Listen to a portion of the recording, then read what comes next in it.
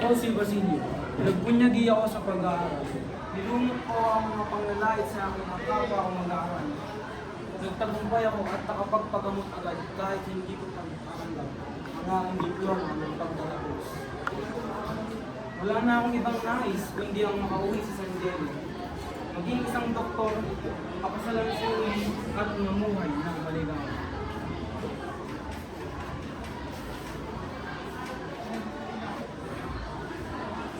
Ako si Mark Allen Winyempre, gaganap bilang Basilio.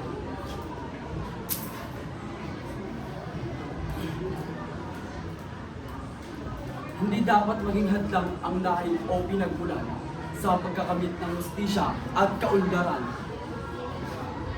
Ang adikhain ng kabataan ay dapat suportahan sapagkat ito ang siyang dahilan sapagkat ito ang siyang daan tungo sa lipunan. Kung tunay nating mahal ang ating bayan, hindi tayo dapat matakot na ipaglaban ng tama at makiisa sa adikain. Ang edukasyon ay hindi dapat ginagamit upang supilin ang kalayaan ng isip, kundi upang palayain ito mula sa kadiliman ng pangapi. Huwag nating hayaan na ang ating kinabukasan ay maging alipin ng maling sistema.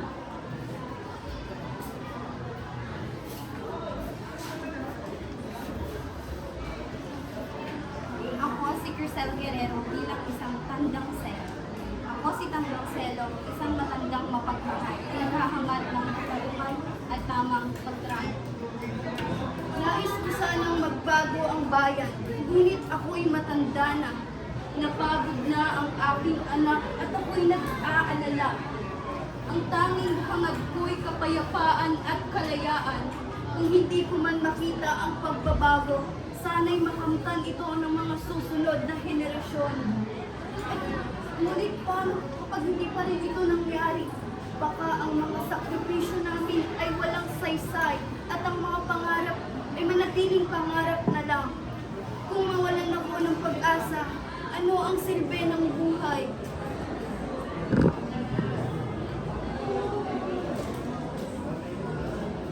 Ako si Dana May Baldes, gumaganap bilang Kapesang Ranas.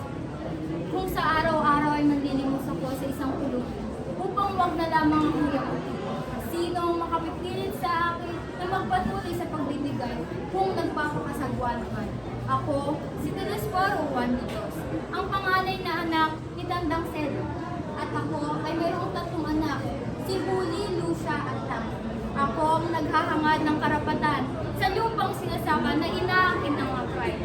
Hangad ko din na makapag-aral ang aking anak na si Huli, gaya ni Basilio. Magagawa niyo ang gusto niyong gawin din ang gobernador. Ngunit ako isang mangmang at walang lakas. Inais ko ang mga bukir nito. Ang aking asawa at anak ay namatay sa pagtulong sa akin sa paglilinis. Kaya't hindi ko may pagkakaloob sa sino mang hindi makakagawa sa higit pa sa aking ginawa. Diligin muna ng dugo na nagnanasa at ilibing dito ang aking asawa at anak.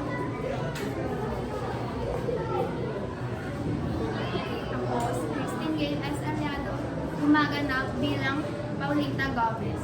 Ay, hindi ko alam kung anong nangyayari. Si Basil, si Isagani ay isang mabuting tao, ngunit hindi ko kayang gawin lahat ng kanyang gusto. Si Juanito, bagamat may kahinaan, ngunit hindi ko kaya, ngunit ay may matamis na mga salita at pangako. Ngunit sa aking puso, hindi ko kaya magpasya ng biglaan. Nahulog ako sa isang sitwasyon na hindi ko inaasahan. Ang aking damdamin ay nagugulat.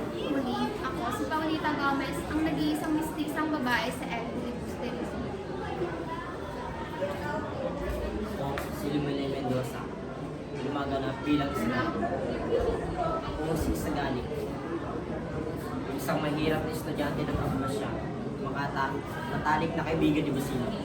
Sinusuportahan ko ng pang na magkaroon ng isang akademya na kung saan maaaring matuto ang kagaya kong Indio ng wikang Espanyol. Hindi kami humihingi ng awa o limos na edukasyon, kundi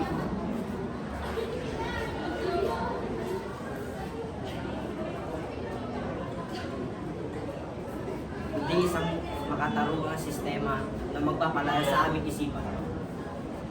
Hanggang kailan kami magtitiis sa isang edukasyon na pumipigil sa aming patulan? Hanggang kailan kami matatakot magsalita habang ang aming kinabukasan ay pinagkakait sa atin?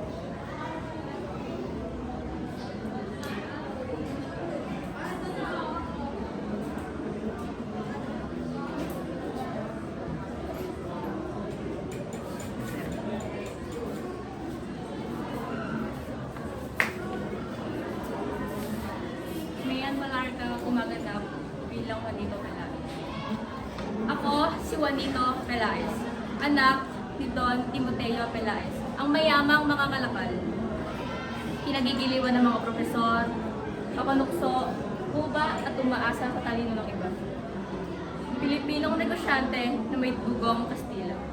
Ang karibal ni Isagani sa puso ni Paulita. Isagani, wala kang laban sa akin.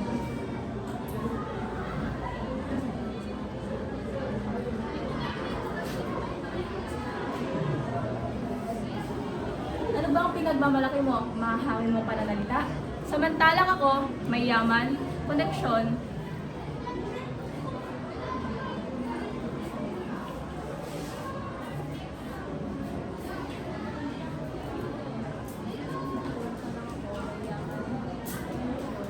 at hinahangaan ng marami. Ang salapi ko'y nagbibigay sa akin ng kapangyarihan at ang pangalan ko'y itinagalang sa mataas na lipunan.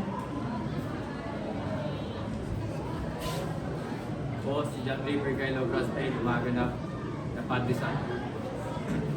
Di ninyo nauunawaan ang panganib ng inyong mga kahilingan. Wikang Kastila, para sa inyo? Hindi. Ang tanging tungkulin ninyo ay sumunod, manalangin, at magpasakot. Ang karunungan ay hindi para sa mga katulad ng Indio. Tandaan ninyo, ang Diyos ay nasa panig ng mga sumusunod at nagpapakumbaba. Kaya huwag niyong akalain meron kayong puwag sa hanay ng mga marurunong.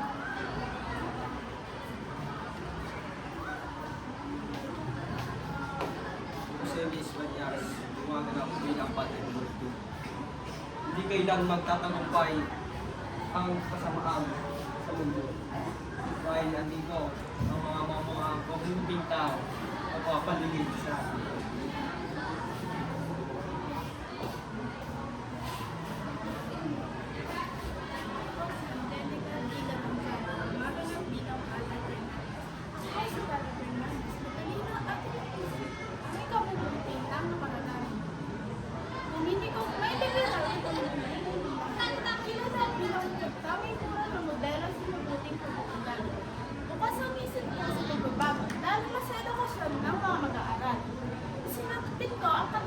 Ang karunungan ay pinagkakaloob at binibigay lamang doon sa nararapat at hindi sa mga tao na ang kaloob at walang kumutin.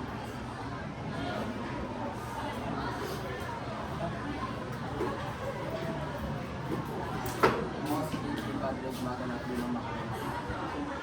Ako ay isang Pilipino. Ngunit ang hindi lamang malinaw sa akin ay bakit patuloy na hinahayaan ng aking mga kumbayan na magbistulang sila ng mga dayuhan sa kanilang sariling bayan. Hanggang kailan tayo magpapanigil sa ating mga tao. Nga lang ko'y makaraig kaysa sa group ng time dayunin ay magsulong ng akademyang wikang Kastila rito sa Pilipinas.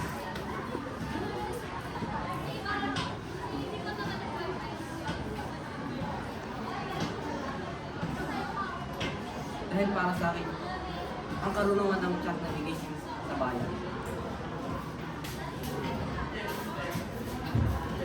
Ako, John Reyes Sabrinas, maganap bilang takagan. Sa mga pagmamahalap para sa akin sa mga. Sige, bayaan mo ba rin si Basilio, ang kaawa mo si Basilio, bayaan mo ba rin siya at nagtagtas sa sabihin at nagtumakas. Kapag patay na, ay saka ka magsisi. Saga ng akin, nakakutang na loob sa kato. Kasi may susumbat sa akin.